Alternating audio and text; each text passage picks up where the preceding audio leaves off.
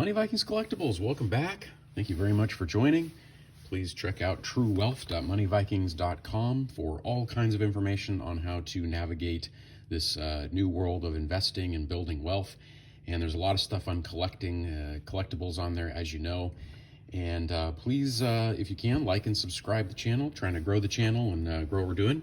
I'm back. As you can see, I'm going to do a comic review today. This is about comic collecting on a budget. Being on a budget these days is very, very critical, as we all know. Budgeting is more important than ever. We have inflation to contend with. We have, the wealth building that we've got to continue to do with adding to any kind of retirement account, paying down a mortgage, whatever we're doing. But at the same time, we still want to enjoy the collecting hobby. So I do think you can have your cake and eat it too, but we're all at different levels, I'm not investing in, first appearances of Superman or, anything like that. But we can still enjoy the hobby at whatever level we're at, and actually I think make some money over the long run. So you can see I'm doing more of a comic review at the moment. I'm taking a break from Wizards and Magic cards because it's just been a little too crazy out there. And I know some of the newer sets, they get some buzz, but I'm kind of taking a break from all that for a moment and cooling my heels, refocusing back on the comic worlds. So as you know, in terms of collecting, I do enjoy keys. Keys are the kinds of books where you have a first appearance of a character, you have something consequential that's happening. And so that's something that I'm going to continue to focus on.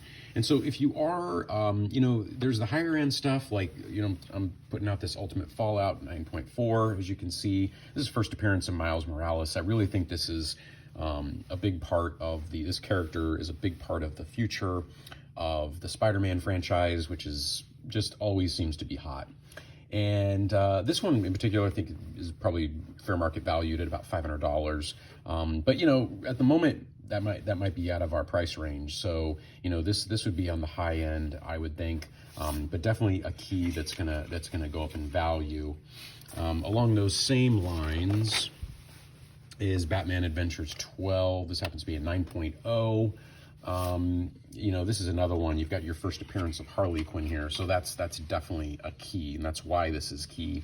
And this book will, I think, remain hot and continue to go up in value. It's a pretty sought after book, this one. And 9.0s probably goes for maybe $1,000 to $1,500. Depends. If you get up in the 9.4s, 9.5s, I think you can even push maybe about 2,000 at the moment. So pretty good stuff. But that's a lot of money. So let's put those aside.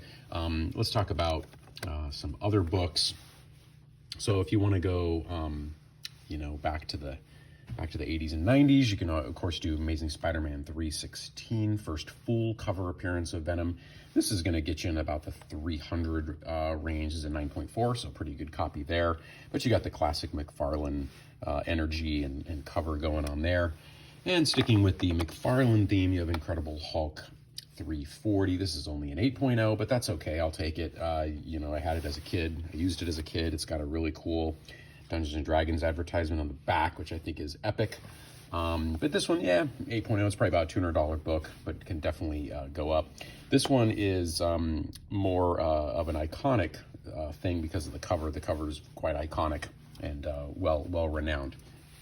So, but there's always opportunity in modern times to and even older books to pick up some that are key. So I picked up Scarlet Witch 1. Again, this is an older character, but you've got a relaunch of this character, which I think is pretty cool.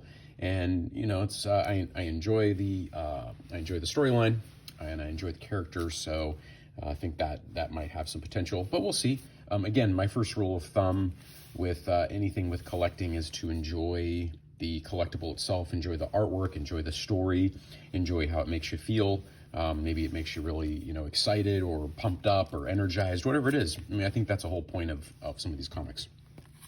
We, of course, have Supergirl, Woman of Tomorrow, 1 of 8. So this is a pretty hot book right now. It has to do with the James Gunn relaunch of the DC Universe, which I'm very excited to start checking out when that all launches in the next year or two.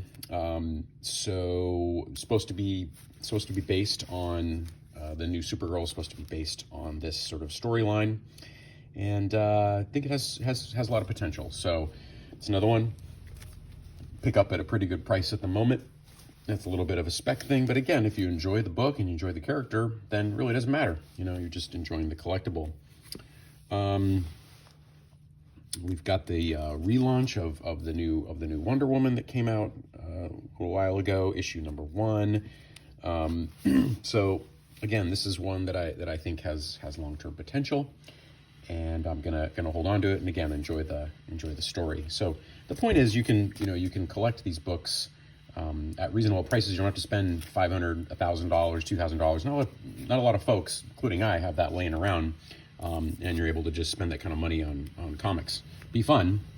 A little higher end, I think you might be hitting the 180 plus mark. You have Avengers 181. This is hot at the moment because you got Scott Lang. First Scott Lang, Ant-Man. He becomes Ant-Man. He's not Ant-Man in this issue, but he becomes Ant-Man. So you see the character who becomes Ant-Man, and that's obviously really big right now. So that one's worth checking out, and again, at a pretty good price. Wonder Woman from 1988, Wonder Woman 19. You have Wonder Woman stuck on this Circe's Island fortress, dealing with the witch goddess. So it's kind of a classic. And again, you can get some of these for a pretty good price. So the point of the story is to find your niche, find the budget price point that works for you. Some of the books that I have that are, much more valuable, I've had them for many years. So, I've had this one since I was a kid. So that's pretty good. And even this Spider-Man, I've had this one for many, many years. And fortunately, it was a key issue that I held on to, and it's gone up in value. So, keep that in mind as you collect these books, and consider the enjoyment of the hobby. It's fun to have them in the slabs because you can kind of like present them like on a wall or on a desk, in your house or in a room in your house. That's kind of, an homage to your collectibles.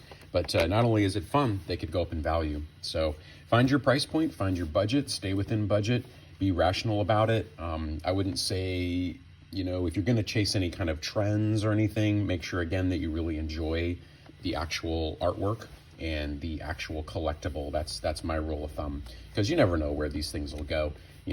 One day they're up, one day they're down. But I think in the long run, the keys of these really iconic characters such as Harley Quinn will definitely hold their value at least, and probably go up over time. Hey, thanks a lot for watching, and appreciate it, and we will catch y'all next time. Take care.